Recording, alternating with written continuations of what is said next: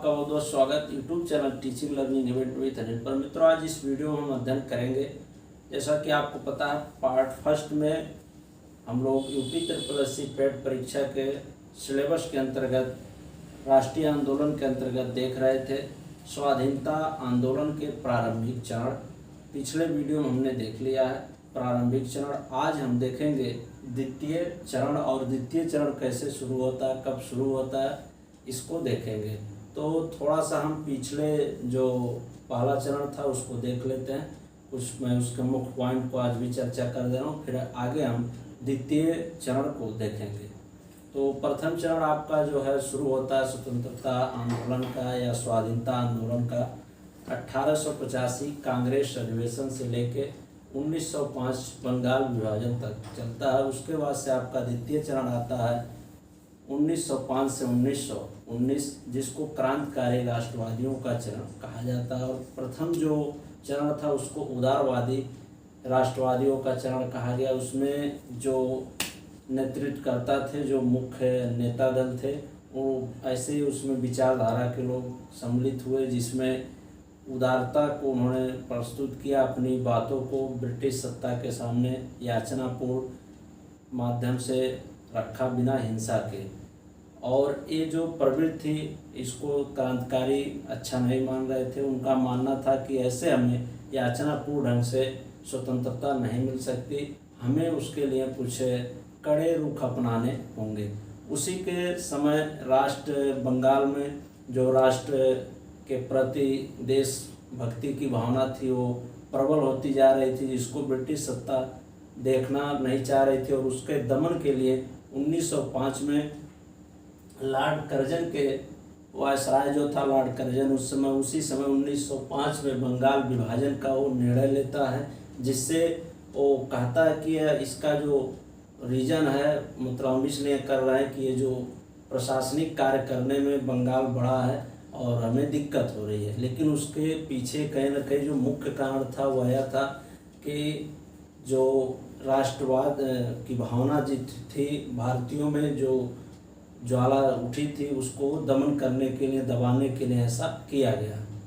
उसी बीच कुछ क्रांतिकारी विचारधारा के लोग नेतृत्व में आते हैं, उसी को द्वितीय चरण में सम्मिलित किया गया। तो आइए देख लेते हैं कैसे 1905 बंगाल विभाजन हुआ और आगे कैसे द्वितीय चरण का उदय होता है।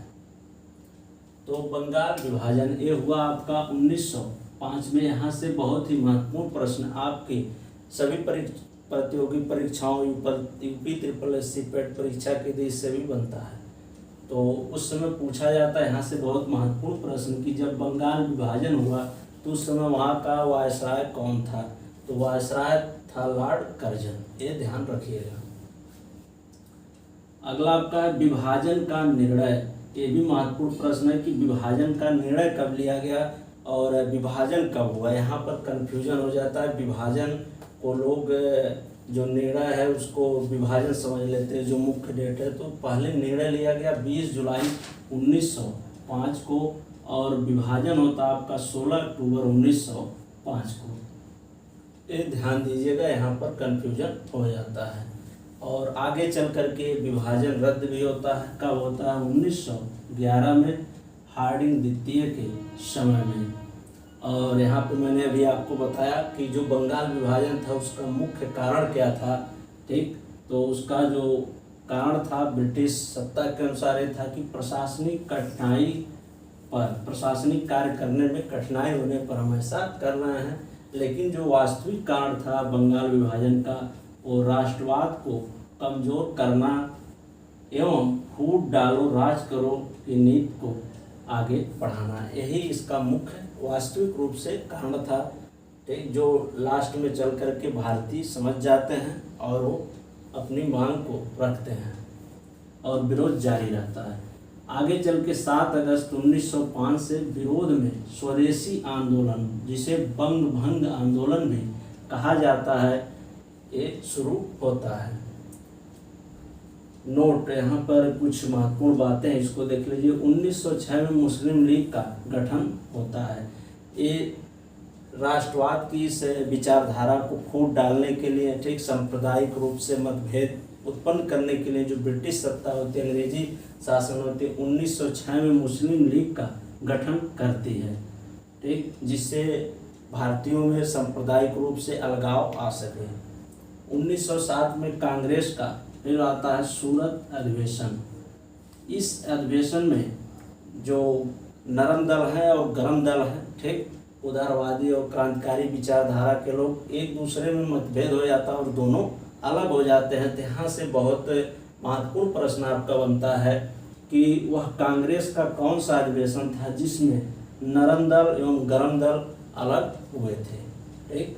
पहला विभाजन जो है यहीं पर होता है, कांग्रेस का सूरत अधिवेशन 1907 में। ये ध्यान रखिएगा, यहाँ से बहुत ही महत्वपूर्ण प्रश्न आपका बनता है। और आगे भी हम और आपको पढ़ाएंगे, आप और आगे जानेंगे, पढ़ेंगे कि द्वितीय विभाजन कब होता है, ठीक, कहाँ ये दोनों अलग होते हैं, ये भी प्रश्न आएगा। लखनऊ अधिवेशन 1916 में होता है, ठीक, AC मजूमदार की अध्यक्षता, वहाँ पर नरम और गरम दल एक हो जाते हैं, ठीक। 1918 में फिर विभाजन होता है जिसे द्वितीय विभाजन, कांग्रेस का द्वितीय विभाजन कहा गया है, ठीक। तो ये ध्यान दीजिएगा। तो अभी इसको पढ़िए, आगे क्रम से सभी चीज़ें आएंगी। अब आपका होता है यही बंगाल हो गया, ठीक। बंगाल विभाजन के पश्चात अब द्वितीय चरण का उदय होता है, जो मुख्य रूप से क्रांतिकारी विचारधारा के नेताओं का ये चरण था। इसमें मुख्य रूप से भाग लेते हैं। इसमें मुख्य नेता थे आपके बाल गंगाधर तिलक, लाला लाजपत राय, बिपिन चंद्र पाल, अरविंद घोष, ठीक। जैसा कि आप जानते हैं लाल पाल जो गरम दल के नेता इनको कहा गया है। तो लाल यानी लाला लाजपत राय और बाल माने बाल गंगाधर तिलक, पाल मतलब बिपिन चंद्र पाल और अरविंद घोष, ये मुख्य इसके गरम दल के नेता थे। और द्वितीय चरण का ये जो उद्देश्य क्या था, तो मुख्य उद्देश्य जान लेते हैं। मुख्य उद्देश्य इसका था स्वराज्य की प्राप्ति। स्वराज माने अपने राज्य की प्राप्ति यानी स्वतंत्रता की प्राप्ति, ठीक, इनका मुख्य उद्देश्य रहा। मुख्य उद्देश्य स्वतंत्रता प्राप्त का प्रथम जो चरण था उदारवादियों का, उनका भी था, लेकिन उस स्वाधीनता, स्वराज, स्वतंत्रता को मांगने का तरीका उनका अलग था, इनका अलग था, ठीक, ये ध्यान रखिएगा। 1893 में आगे चल करके इस हिंदू मुस्लिम एकता को बनाए रखने और स्वतंत्रता और स्वाधीनता के अपने स्वराज की प्राप्त करने के लिए कुछ महोत्सव आयोजित किए जाते हैं जिससे हिंदू मुस्लिम में एकता बन सके। पहला होता आपका 1893 में गणपत महोत्सव। एक गणपत महोत्सव आयोजित किया जाता है 1893 में, जिससे क्या है कि जो हिंदू और मुस्लिम है एक हो सके और आगे की लड़ाई को और बेहतर ढंग से लड़ा जा सके। और फिर 1895 में शिवाजी महोत्सव आयोजित होता है, ठीक। और 1897 में एक घटना घटित होती है जिसमें क्या है, दामोदर चापेकर, बालकृष्ण चापेकर ने प्लेग कमिश्नर मिस्टर टैंड एस्टर्ट की हत्या कर दी, ठीक। और 1904 में BD सावरकर ने गुप्त सभा के रूप में अभिनव भारत, यहाँ से भी बहुत महत्वपूर्ण प्रश्न आपका बनता है, अभिनव भारत की स्थापना की। तो 1904 में आगे चलकर BD सावरकर जो थे गुप्त सभा यानी अंदर से छिपे तौर पे भारतीयों के अंदर देश के प्रति प्रेम को बढ़ाए रखने और बंधुत्व की भावना को बनाए रखने के लिए अभिनव भारत संस्था की स्थापना करते हैं, ठीक। और BD सावरकर 1904 में। आगे आइए इधर देख लेते हैं, ऊपर है कुछ महत्वपूर्ण प्रश्न। अभी इस वीडियो में द्वितीय चरण जो है आपका ये थोड़ा लंबा है, तो इस पार्ट में इतना और थोड़ा सा जान लेते हैं और कुछ इसके विशेष बातों को इसके दूसरे पार्ट में देख लेंगे। तो आइए देख लेते हैं और कुछ जुड़ी इस द्वितीय चरण से जुड़े महत्वपूर्ण बातें जो आपके स्वाधीनता के द्वितीय चरण से जुड़ी हैं। आगे चल के ये तो 1904 में आपने जाना BD सावरकर ने एक गुप्त सभा अभिनव भारत सोसाइटी की स्थापना की और 1907 में वरिंद्र घोष एवं भूपेंद्र दत्त ने अनुशीलन समिति का गठन किया। ये जो भी समितियां गठित हुई या अभिनव भारत, ये सब भारतीयों के अंदर राष्ट्र प्रेम और बंधुत्व की भावना को बनाए रखने के लिए, जिससे सभी एक होकर के अपनी बातों को और रणनीति को साझा कर सके और आगे अंग्रेजी सत्ता के खिलाफ प्रदर्शन कर सके, लड़ सके और अपने स्वराज की प्राप्ति कर सके। तो अनुशीलन समिति का गठन करते हैं 1907 में। कौन कौन करता है? अरविंद घोष एवं भूपेंद्र दत्त मिलकर के करते हैं। यहाँ से ये भी महत्वपूर्ण प्रश्न पूछ लिया जाता है कि अनुशीलन समिति का गठन कब हुआ या किसने किया? तो 1907 में हुआ। किसने किया? वरिंद्र घोष एवं भूपेंद्र दत्त ने। आगे चल के मैडम भीखाजी कामा, ठीक, मैडम भीखाजी कामा पारसी महाराष्ट्रियन महिला थी, जो 1907 में जर्मनी में भाषण इन्होंने दिया और राष्ट्रीय तिरंगा फहराया। पहली बार जो था, सर्वप्रथम इन्होंने ही राष्ट्रीय तिरंगा फहराया था। यहाँ से बहुत ही महत्वपूर्ण प्रश्न आपका बनता है।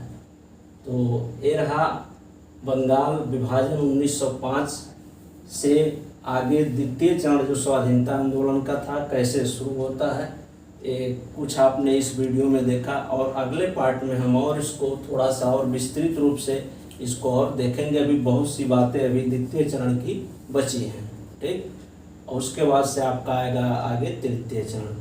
तो आज द्वितीय चरण में इतना ही। द्वितीय चरण का शुरुआत कैसे हुआ, उसके प्रमुख नेता कौन थे, क्या उनकी मांग थी, कैसे आगे बढ़े, अब यहाँ से आप धीरे धीरे और चीज़ों को जानेंगे जो द्वितीय चरण से ही रिलेटेड है।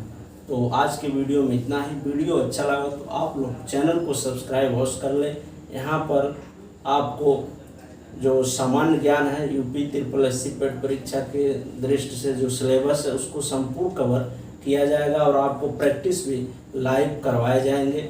एग्जाम नज़दीक आने पर सभी जो सामान्य ज्ञान से रिलेटेड विषय से प्रश्न है उसको कराया जाएगा। लाइव प्रश्नोत्तरी होगी, आप लोग जरूर जुड़िएगा और भाग लीजिएगा। तो आज ही चैनल को सब्सक्राइब कर लें, जिससे आपको ससमय इसका सूचना नोटिफिकेशन मिल सके। ठीक मित्रों, मिलते हैं नेक्स्ट वीडियो में नेक्स्ट महत्वपूर्ण टॉपिक के साथ। धन्यवाद।